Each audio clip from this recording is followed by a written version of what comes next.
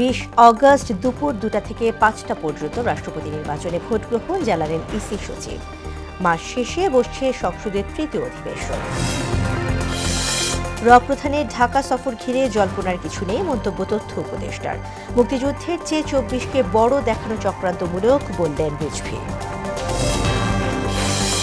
চাহিদা যোগানের ফারাকে রাতারাতি জ্বালানি সংকটে কাটানো সম্ভব নয় জানালেন মন্ত্রী। বেসরকারি বিনিয়োগ নিয়ে আগ্রহ প্রকাশ। এবং এমপিওভুক্ত শিক্ষক নিয়োগে বিভ্রান্তি ছড়ানো হচ্ছে অভিযোগ শিক্ষামন্ত্রীর। এসএসসিতে শতভাগ ফেল প্রতিষ্ঠানের বিরুদ্ধে ব্যবস্থার ঘোষণা।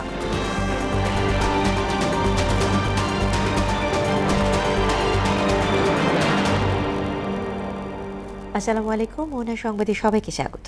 শুনছিলেন শিরোনাম, পুরো সংবাদে আছি আমি তাসমিয়া জেরিন। এবারে বিস্তারিত।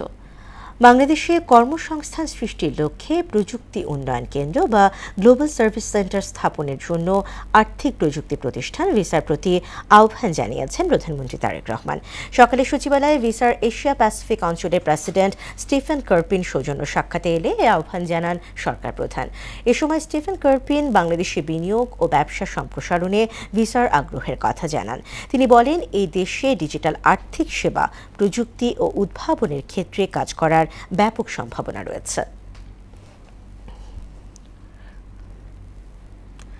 আগামী 20 অগস্ট দুপুর 2টা থেকে বিকেল 5টা পর্যন্ত রাষ্ট্রপতি নির্বাচনের ভোট গ্রহণ হবে বলে জানিয়েছেন এসির সিনিয়র সচিব আক্তার আহমেদ। দুপুরে এক সংবাদ সম্মেলনে একথা জানান তিনি। এদিকে জাতীয় সংসদ ভবনের রাষ্ট্রপতি নির্বাচন ঘিরে এক প্রস্তুতিমূলক সভা শেষে চিফ হুইপ নুরুল ইসলাম বলেন, বিএনপি প্রার্থী এখনো চূড়ান্ত হয়নি। এই নির্বাচনে দলের বাইরে কাউকে ভোট দিলে সংসদ সদস্য পদ বাতিল হবে বলেও জানান তিনি। 20 অগস্ট আপনার ভোটটা হবে দুপুর 2টা থেকে বিকাল 5টা পর্যন্ত। এটা হচ্ছে অধিবেশন কক্ষে ভোটটা গ্রহণ করা হবে। অধিবেশন কক্ষে মাননীয় সংসদ সদস্যরা তারা স্ব অবস্থানে তাদের আসনে বসবেন। আমরা যারা সহায়ক কর্মকর্তা থাকব, আমি সহ আমরা তাদের কাছে তাদের ব্যালট পেপারটা পৌঁছে দেব। আমাদের বিএনপি দলীয় প্রার্থী আমরা এখনো সিদ্ধান্ত ফাইনাল করিনি। মাননীয় প্রধানমন্ত্রী তিনি ঘোষণা করবেন। আমাদের দলের থেকে তাকে দায়িত্ব দেওয়া হয়েছে, তিনি সিদ্ধান্ত গ্রহণ করবেন। আগামী 27 অগস্ট ত্রয়োদশ জাতীয় সংসদের তৃতীয় অধিবেশন আহ্বান করেছেন রাষ্ট্রপতি হাফিজউদ্দিন আহমদ। বিকেলে সংসদ সচিবালয়ে গণসংযোগ অধিশাখা 1-এর পরিচালক মনির হোসেন স্বাক্ষরিত এক সংবাদ বিজ্ঞপ্তিতে এ তথ্য জানানো হয়। গণপ্রজাতন্ত্রী বাংলাদেশের সংবিধানে প্রদত্ত ক্ষমতা বলে 27 অগস্ট বিকেলে ত্রয়োদশ জাতীয় সংসদের এ অধিবেশন আহ্বান করেছেন ভারপ্রাপ্ত রাষ্ট্রপতি। ভারতের গোয়েন্দা সংস্থার প্রধানের ঢাকা সফর ঘিরে জল্পনার কিছু নেই উল্লেখ করে প্রধানমন্ত্রীর তথ্য উপদেষ্টা ডক্টর জাহিদুর রহমান বলেন, এটি নিয়মিত কার্যক্রমের অংশ। সকালে সচিবালয়ে সাপ্তাহিক ব্রিফিংয়ে তিনি জানান, অতীতের মতো ভারতীয় কোনো সংস্থাকে বাংলাদেশে কাজ করতে দেওয়া হবে না। ক্রিকেটার সাকিব আল হাসান দেশে ফিরলে নিরাপত্তার শঙ্কা নেই জানিয়ে ডক্টর জাহেদ বলেন, শেখ হাসিনা ফিরলেও পূর্ণ নিরাপত্তায় বিচার কাজ চলবে। শামীমুজ্জামান চৌধুরীর রিপোর্ট। ছাত্র জনতার গণঅভ্যুত্থানের মুখে দেশ ছেড়ে ভারতে পালিয়ে যান ক্ষমতাচ্যুত প্রধানমন্ত্রী শেখ হাসিনা। সম্প্রতি সেখানে তার সংবাদ সম্মেলনের পর বেশ কড়া প্রতিবাদ জানিয়েছিল বাংলাদেশ।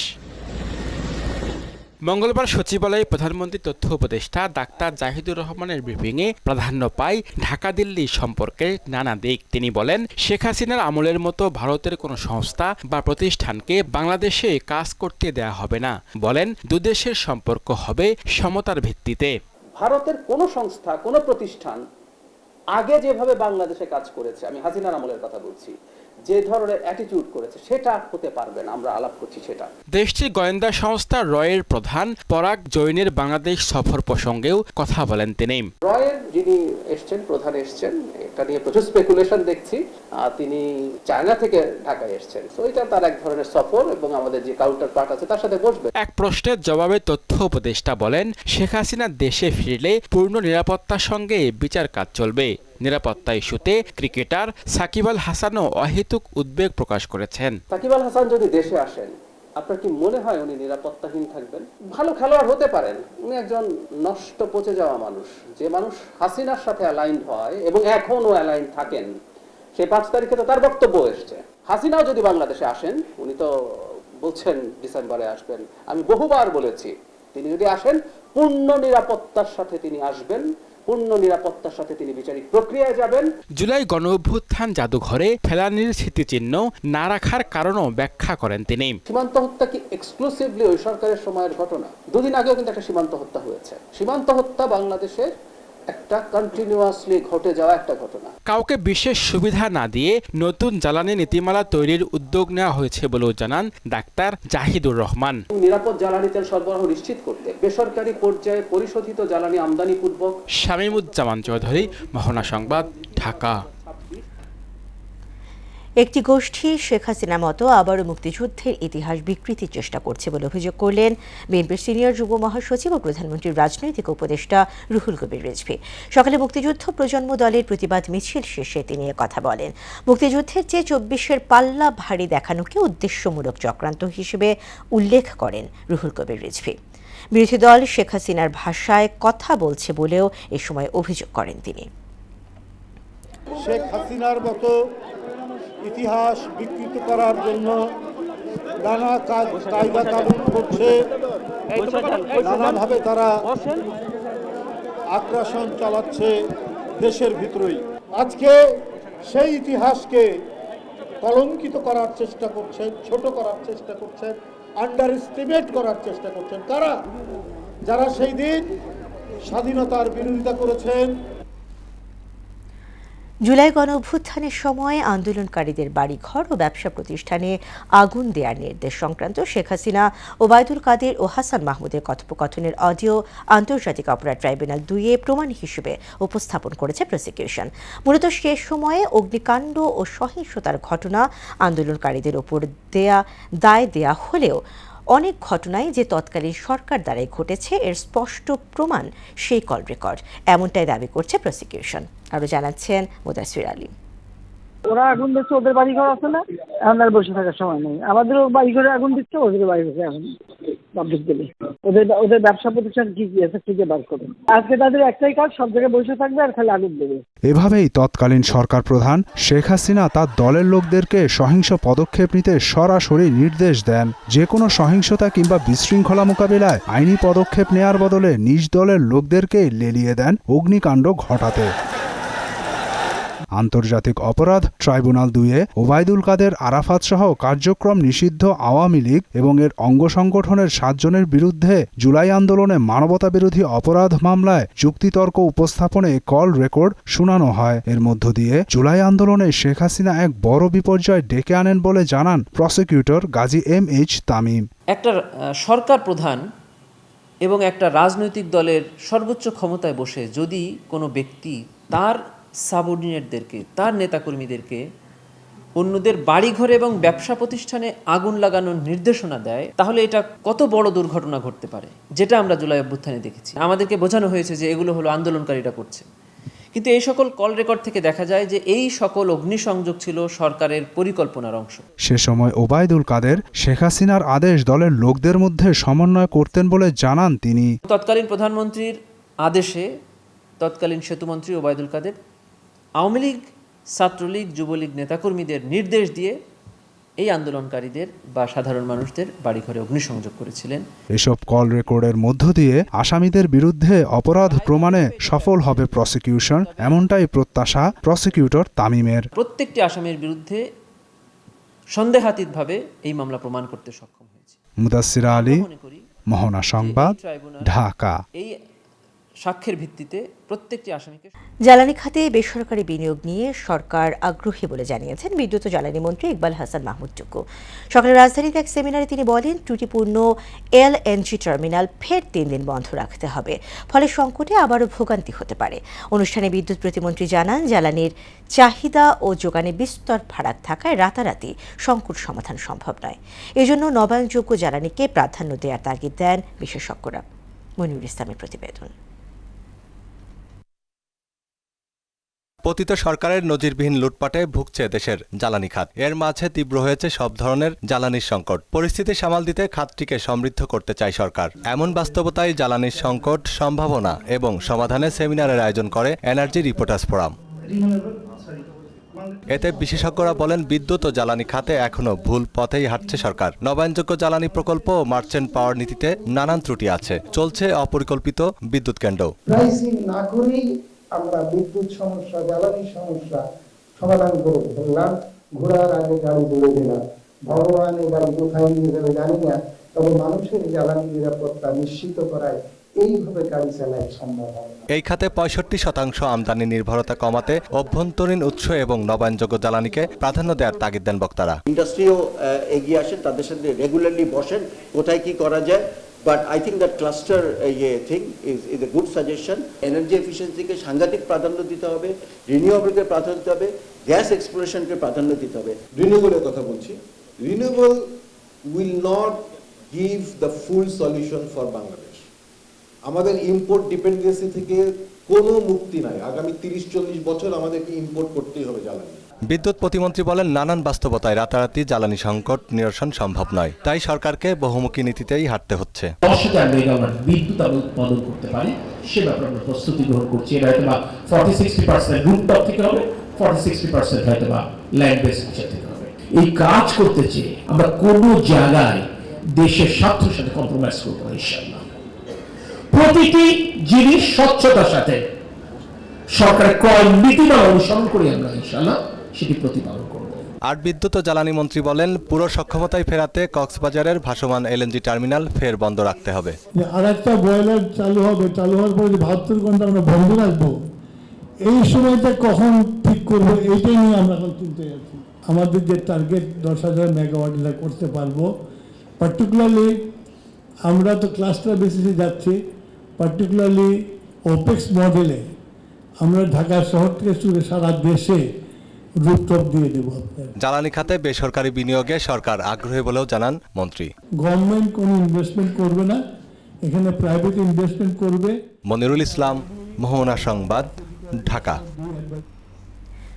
এমপিওভুক্ত শিক্ষকদের নিয়োগ নিয়ে বিভ্রান্তি ছড়ানো হচ্ছে বলে অভিযোগ করেছেন শিক্ষামন্ত্রী আনাম এহসানুল হক মিলন। তিনি বলেন ম্যানেজিং কমিটির মাধ্যমে শিক্ষক নিয়োগ দেওয়ার বিষয়ে চূড়ান্ত কোনো সিদ্ধান্ত হয়নি। দুপুরে কৃষি গবেষণা কাউন্সিলে আয়োজিত এক অনুষ্ঠানে এসব কথা বলেন মন্ত্রী। এসএসসির রেজাল্ট প্রসঙ্গে তিনি বলেন ফল কমে যাওয়াকে নেতিবাচকভাবে দেখলে চলবে না, এর মাধ্যমে শিক্ষা ব্যবস্থার দুর্বলতা চিহ্নিতের সুযোগ তৈরি হয়েছে। ইমদাদুল হক খানের প্রতিবেদন।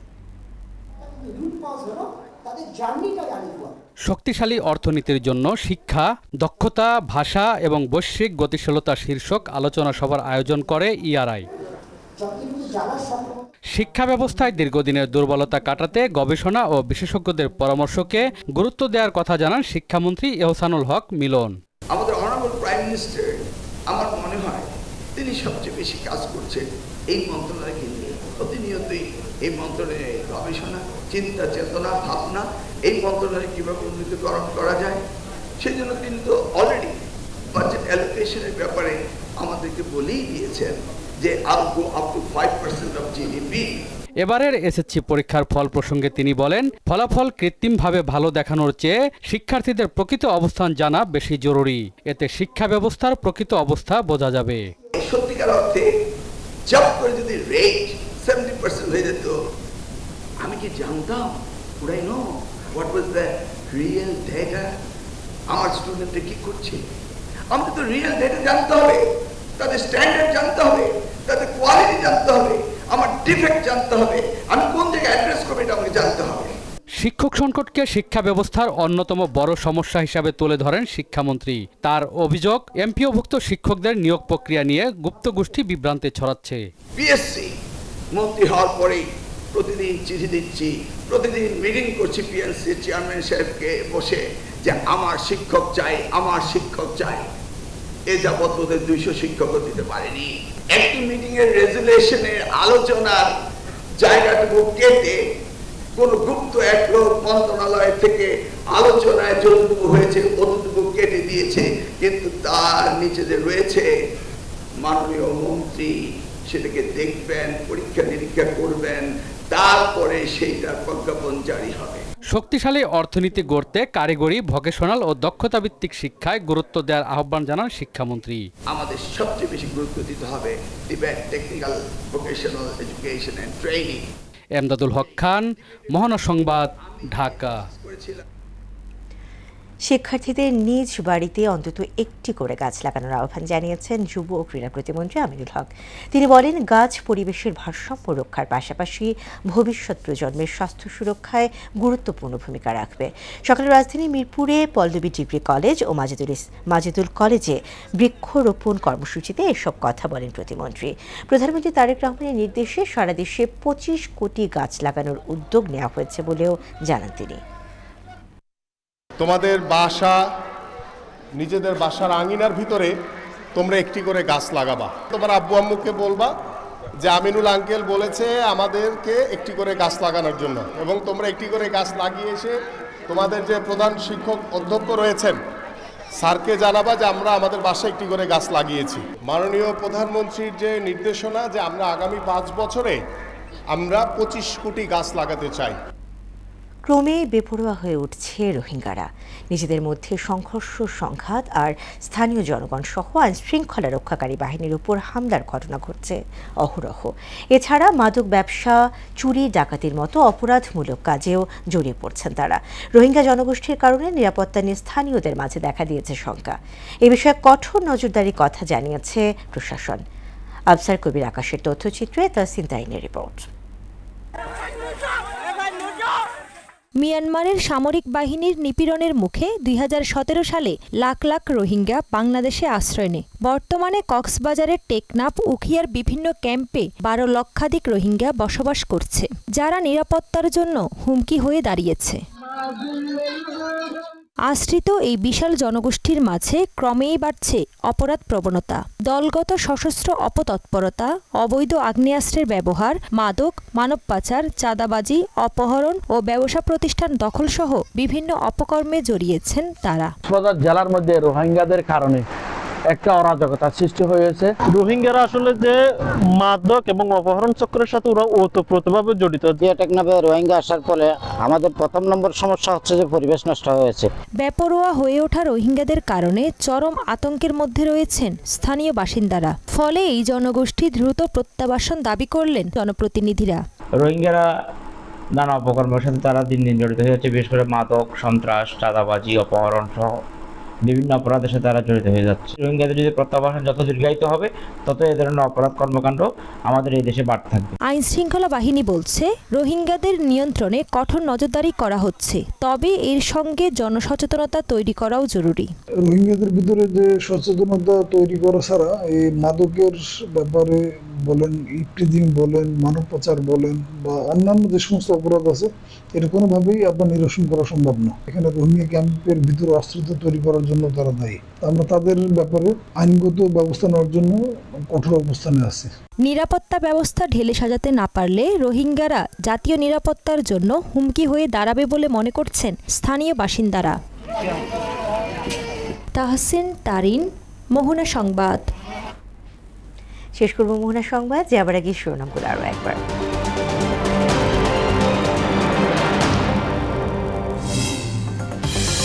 20 অগস্ট দুপুর 2টা থেকে 5টা পর্যন্ত রাষ্ট্রপতি নির্বাচনে ভোট গ্রহণ, জানালেন ইসি সচিব।